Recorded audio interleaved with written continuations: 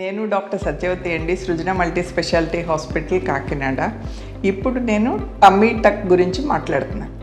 చాలామంది ఈ మధ్యకాలంలో చాలామంది డెలివరీ అయిన తర్వాత టమ్మీ టక్ అంటే ఏంటండి, మేము చేయించుకొచ్చావా అని అడుగుతూ ఉంటారు. టమ్మీ అంటే యూజువల్గా ఏంటంటే డెలివరీ అయిన తర్వాత, అంటే ఒక్క డెలివరీ కాదు, వాళ్ళ ఫ్యామిలీ కంప్లీట్ అయిన తర్వాత పిల్లలు వాళ్ళకి కావాల్సినంత మంది పుట్టేసిన తర్వాత ఏంటంటే పొట్ట లూజ్ అయిపోవటం అని, అండ్ వెజైనా ప్రాబ్లమ్స్ రావటం అని, అండ్ బ్రెస్ట్ ప్రాబ్లమ్స్ రావటం అని, ఇలాంటివన్నీ జరుగుతూ ఉంటాయి. సో మెయిన్గా ఏంటంటే అబ్డమెన్ దగ్గర స్ట్రెచ్ మార్క్స్కి ట్రీట్మెంట్ ఇస్తాము. అండ్ ఒక్కొక్కసారి అది లైపో చేస్తాము, లేదు అంటే సర్జరీ చేస్తాము. అబ్డమెన్ ఫ్లాట్గా ఉండేలాగా, ఫోల్డ్స్ అన్నీ ఏం లేకుండా, ఆ సాగింగ్ స్కిన్, ఆ స్కిన్ అది కూడా అంతా మళ్ళీ సర్జరీలో చేయడం జరుగుతుంది.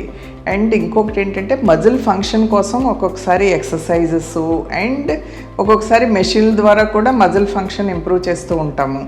ఇలాంటివన్నీ చేసి, బట్ ఇది సర్జరీ ఒక్కదాంతోనే వాళ్ళకి సెట్ అయిపోదు, లైఫ్ స్టైల్ మోడిఫికేషన్స్ కూడా ఉండాలి. ఇప్పుడు మేము సర్జరీ తర్వాత ఫిజియోథెరపీ చెప్తాము, వాళ్ళు ఫిజియో చేస్తూ ఉండాలి.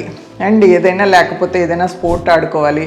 And healthy eating habits and ఎక్కువ ఫ్యాటీ ఫుడ్స్, ఇలాంటి క్యాలరీస్ ఇలాంటివన్నీ చూసుకొని బ్యాలెన్స్డ్గా డైట్ అన్నీ తీసుకుంటూ ఉంటే కనుక సర్జరీ చేయించుకున్నా మీకు ఉపయోగం ఉంటుంది.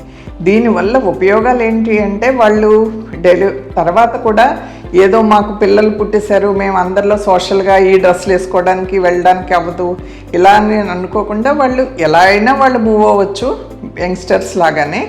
అండ్ వాళ్ళకి ఏంటంటే ఎమోషనల్గా, సైకలాజికల్గా చాలా కాన్ఫిడెన్స్ వస్తుందన్నమాట. సో అందుకని చాలామంది దీనికి ఆప్ట్ చేస్తున్నారు. అండ్ ఇది చాలా ఈజీ కూడా. మీరు భయపడినంత కష్టపడాల్సినంత అవసరం అయితే ఏమీ ఉండదు.